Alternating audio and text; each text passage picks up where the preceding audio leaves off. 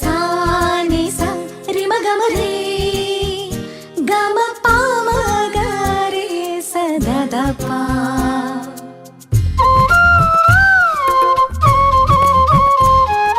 புல்வெளி பெய்யும் சாரலை போல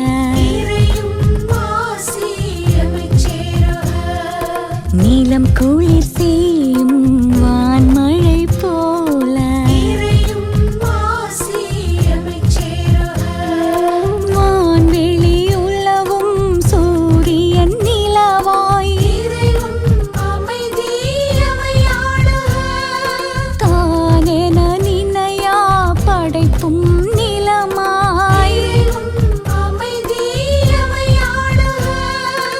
ஆசியும் அமைதியும் அகம் சேரவே இயேசு கிறிஸ்துவின் மனநிலை வேண்டும்.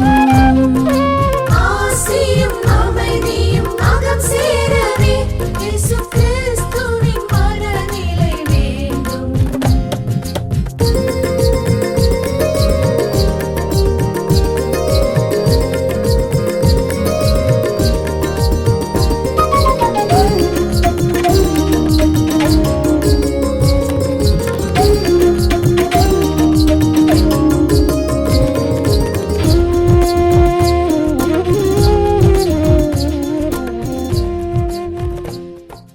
தந்தை மகன் தூயாவியாரின் பெயராலே ஆமென். ஆண்டவர் இயேசு கிறிஸ்துவுக்குள் வாழுகின்ற அருமையான என் சகோதர சகோதரிகளே, ஆகஸ்ட் மாதம் 31ஆம் தேதி பொதுக்காலத்தின் 22வது ஞாயிற்றுக்கிழமை இறைவார்த்தை சிந்தனை ஜெபத்திற்காக உங்களை மரியா விஷன் சார்பாக வாழ்த்தி வரவேற்பதில் மகிழ்ச்சி அடைகின்ற இறைவார்த்தையானது அருமையாக லூக்கா நற்செய்தி பிரிவு 14:7 முதல் 14 வரையுள்ள இறைவார்த்தைகளாக இருக்கின்றன. அக்காலத்தில் ஓய்வு நாள் ஒன்றில் இயேசு பரிசேயர் தலைவர் ஒருவருடைய வீட்டிற்கு உணவருந்த சென்றார். அங்கிருந்தோர் அவரை கூர்ந்து கவனித்தனர். விருந்தினர்கள் பந்தியில் முதன்மையான இடங்களை தேர்ந்து கொண்டதை நோக்கிய இயேசு அவர்களுக்கு கூறிய அறிவுரை: ஒருவர் உங்களை திருமண விருந்திற்கு அழைத்தால் பந்தியில் முதன்மையான இடத்தில் அமராதீர்கள். ஒருவேளை உங்களை விட மதிப்புக்குரிய ஒருவரையும் அவர் அழைத்திருக்கலாம். உங்களையும் அவரையும் அழைத்தவர் வந்து உங்களிடம் இவருக்கு இடத்தை விட்டுக் கொடுங்கள் என்பார். அப்பொழுது நீங்கள் வெட்கத்தோடு கடைசி இடத்திற்கு போக வேண்டியிருக்கும். நீங்கள் அழைக்கப்படும் போது போய் கடைசி இடத்தில் அமருங்கள். அப்பொழுது உங்களை அழைத்தவர் வந்து உங்களிடம், நண்பரை முதலிடத்திற்கு வாரும் என சொல்லும் பொழுது உங்களுடன் பந்தியில் அமர்ந்திருப்பவர்கள் யாவருக்கு முன்பாக நீங்கள் பெருமை அடைவீர்கள். தம்மை தாமை உயர்த்துவோர் யாவரும் தாழ்த்த பெறுவர். தம்மை தாமை தாழ்த்துவோர் உயர்த்த பெறுவர். பிறர் தமக்கு விருந்து அழைத்தவரிடம் இயேசு, நீர் பகல் உணவோ இரவு உணவோ அளிக்கும்போது நண்பர்களுடையோ சகோதர சகோதரிகளோ உறவினர்களையோ செல்வம் படைத்த அண்டை வீட்டாரையோ அழைக்க வேண்டாம். அவ்வாறு அழைத்தால் அவர்களும் உம்மை திரும்ப அழைக்கலாம். அப்பொழுது அதுவே உமக்கு கைமாறாகிவிடும். மாறாக நீர் விருந்து அளிக்கும்போது ஏழைகளையும் உடல் ஊனமுற்றோரையும் கால் ஊனமுற்றோரையும் பார்வையற்றோரையும் அழியும். அப்போது நீர் பேறு பெற்றவர் ஆவீர். ஏனென்றால் உமக்கு கைமாறு செய்ய அவர்களிடம் ஒன்றுமில்லை. நேர்மையாளர்கள் உயிர்த்தெழும் போது உமக்கு கைமாறு கிடைக்கும் என்று கூறினார். கிறிஸ்து வழங்கும் நற்செய்தி. கிறிஸ்துவை உமக்கு புகழ். இறை இயேசுவுக்குள் வாழுகின்ற அருமையான என் சகோதர சகோதரிகளே, நன்னடத்தை பயில்வோம் என்பதுதான் இன்றைய மைய சிந்தனையாக இருக்கின்றது. நன்னடத்தை பயில்வோம். நமக்கெல்லாம் நன்னடத்தை இல்லையா என்று நிச்சயமாக நாம் கேட்கலாம். மாரல் கிளாஸில் நிறைய நன்னடத்தை சொல்லிக் கொடுப்பார். நன்னடத்தை வகுப்புகள் என்று கேட்டகிசத்தில் இருக்கிறது, பள்ளிக்கூடத்தில் இருக்கிறது. மாரல் கிளாஸ் என்று சொல்லப்படுகிறது. எனவே நன்னடத்தை பயில்வோம் என்று சொல்லுறதுக்கு இனி சிறப்பாக எதுவும் பயில வேண்டி இருக்கிறதா? நிச்சயமாக பயில வேண்டி இருக்கிறது. ஆண்டவர் அழகான ஒரு எடுத்துக்காட்டை சொல்ல, விருந்து வீட்டில், கல்யாண வீட்டில், விழாக்களில், கொண்டாட்டங்களில் ஆட்கள் முண்டி அடித்து கொண்டு செல்லக்கூடிய தன்மையை அவர் உற்று கவனித்திருக்கிறார். இன்று கூட நாம் சிந்தித்து பார்த்தோம் என்று சொன்னால், புகைப்படம் எடுக்கின்ற பொழுது எங்களுக்கெல்லாம் தங்களுடைய தலையை காட்டிக்கொள்வார்கள், தெரிகிறதா என்று பார்ப்பார்கள்.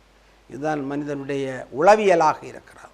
அது இயல்பான ஒன்று. ஆனால் ஆண்டவர் சொல்லுகிறார், ஒன்று நீ அழைக்கப்பட்டிருக்கின்ற பொழுது விருது வீட்டிற்கு செல்ல வேண்டும். சென்று தாழ்ச்சியோடு ஒரு இடத்துல இருக்க வேண்டும். காரணம், அவர் யாரையெல்லாம் அழைத்திருக்கிறார் என்று நமக்கு தெரியாது. யாரையெல்லாம் அழைத்திருக்கிறார் என்று நமக்கு தெரியாது.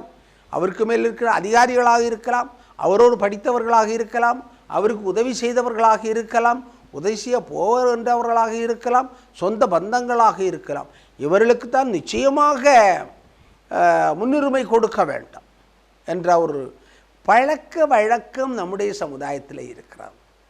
எனவே நாம் அழைக்கப்பட்டிருக்கின்ற 1000-ல் ஒருவராக 10,000-ல் ஒருவராக இருக்கின்ற பொழுது நாமே முண்டியடித்து கொண்டு முதலிடத்தை பிடித்தோம் என்றால் அவருக்கு மனசு கஷ்டமாக இருக்கலாம். ஆனாலும் கஷ்டத்திலும் கஷ்டமாக வந்து சொல்லுவார், இன்னைக்கு மினிஸ்டர் வருகிறார், பெரிய முதலாளி வருகிறார், என்னுடைய நண்பர் வருகிறார், எனவே கொஞ்சம் நீங்கள் அட்ஜஸ்ட் பண்ணிக்கோங்கன்னு சொல்லி உங்களை அப்படியே ஒதுக்கி விடுவார். ஆண்டவர் இயேசு கிறிஸ்துவுக்குள் வாழுகின்ற அருமையான என் சகோதர சகோதரிகளை, அவ்வாறு நடத்தப்படுவதை விட ஆண்டவர் அழகாக அப்சர்வ் பண்ணி சொல்லுகிறார், உற்று நோக்கி சொல்லுகிறார், அவ்வாறு நடத்தப்படுவதை விட அது கேவலமான ஒன்றாக இருக்கும். அதை விட நீ ஒரு இடத்தில் அமைதியாக உட்கார்ந்திருந்தால் மேடையில் இருக்கின்றவர் உன்னை கவனிப்பார். ஓஹோ, என்னுடைய நண்பர் அங்கே இருக்கிறார் என்று மேடையிலிருந்து இறங்கி வந்து உங்களிடத்தில் வந்து உங்களை கையை பிடித்து கொண்டு மேடைக்கு கூட்டி செல்வார். அப்பொழுது நீங்கள் மற்றவருடைய மத்தியில் பெருமையோடு சொல்ல முடியும் என்று சொல்லுகிறார். எனவே வாழ்க்கையில் இருக்கின்ற நன்னடத்தை என்று சொல்லக்கூடியது இதுதான், நம்மை நாம் தாழ்த்தி கொள்வது. நான் அடிக்கடி சொல்லக்கூடிய தாரக மந்திரம் வாழ்க்கையில் மிக மிக முக்கியமான ஒன்று. நாம் தவறு செய்கிறோம் என்று மற்றவர்கள் சுட்டி காட்டினால் சாரி என்று சொல்ல வேண்டும். அதில் நாம் ஒன்றை இழந்துவிடப் போவதில்லை. மன்னிப்பு கோருவது மகத்தான ஒரு செயல்பாடு, நல்ல ஒரு பண்பு, நல்ல ஒரு நன்னடத்தை. அதைத்தான் ஆண்டவர் சொல்லிக்கொண்டே இருக்கிறார், நன்னடத்தை. 10 தொழுநோயாளிகள் குணப்படுத்தப்பட்டார்கள். ஒருவன் திரும்பி வருகிறான், நன்றி சொல்கிறான், நன்றி ஆண்டவரே, நான் குணமடைந்து விட்டேன் என்று சொல்கிறான். ஆண்டவருக்கு மட்டற்ற மகிழ்ச்சி, பரவாயில்லையே, ஆனால் என்னுடைய இனத்தை சார்ந்த யாரும் வரவில்லையே, என்னுடைய நண்பர்கள் யாரும் வரவில்லையே, என்னுடைய ஜாதியை சார்ந்தவன் வந்து நன்றி சொல்லவில்லை, நன்றி கெட்டவனாக இருக்கிறார்களே, சொந்த பந்தங்கள் வரவில்லையே, நன்றி கெட்டவர்களாக இருக்கிறார்களே என்று மனதிலே நினைத்திருக்கலாம். சமாரியன் வந்த உடனே ஆண்டவருக்கு மகிழ்ச்சி, நல்லது, அவன் பண்பாளனாக இருந்திருக்கிறான், பண்பு உடையவனாக இருந்திருக்கிறான். சமூகத்திலே தாழ்த்தப்பட்டவனாக இருந்தாலும், சமூகத்திலே அந்நியனாக இருந்தாலும், சமூகத்திலே அடுத்த ஜாதியாக இருந்தாலும் உள்ளத்தில் அவன் உயர்ந்து நிற்கின்றான் என்பதை ஆண்டவர் சுட்டி காட்டுகின்ற நன்னடத்தை பயில வேண்டும். நன்னடத்தை பயில வேண்டும் என்று சொல்லுகின்ற பொழுது நிறைய எடுத்துக்காட்டுகளை நாம் சொல்லலாம். பெரிய பெரிய தலைவர்கள் எல்லாம் இதைத்தான் நமக்கு வாழ்ந்து காட்டியிருக்கிறார்கள். எடுத்துக்காட்டாக காமராஜருடைய வாழ்க்கையை பார்க்கின்றோம். காமராஜருடைய வாழ்க்கை, காமராஜருடைய வீட்டில் தண்ணி கிடையாது. அவங்க அம்மா சொல்கிறாங்க, தண்ணி இல்லைப்பா அப்படின்னுட்டு, பஞ்சாயத்தில் அப்ளிகேஷன் கொடுங்க அப்படின்னு சொல்லிட்டார். பஞ்சாயத்தில் போய் அப்ளிகேஷன் கொடுங்க, என்னிடத்துல ஏன் சொல்கிறீங்க அப்படின்னு சொல்லி சொல்லுகின்றார் காமராஜர். எனவே சாதாரண மனிதனை போன்று சாதாரணமாக பழகுகின்ற நடவடிக்கைகளை எடுக்கின்ற ஒரு மனிதனாக இருந்தார். எனவே தான் பார்வோற்றுகின்ற பெருந்தலைவர் என்று நாம் சொல்லுகிறோம்.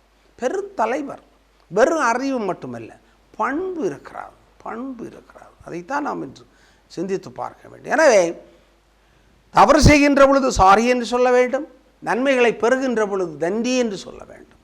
சாரி என்று சொல்ல வேண்டும், தேங்க்யூ என்று சொல்ல வேண்டும். இந்த 2 வார்த்தைகளும் உலகத்தில் நம்முடைய வாழ்வில் மிக மிக முக்கியமான ஒன்று. நன்னடத்தை தான் வாழ்க்கையினுடைய அடையாளமாக இருக்க வேண்டும் என்று ஆண்டவர் சொல்கிறார். முண்டி அடித்து கொண்டு செல்லுகின்ற ஒரு பண்பாடுகள் அல்ல.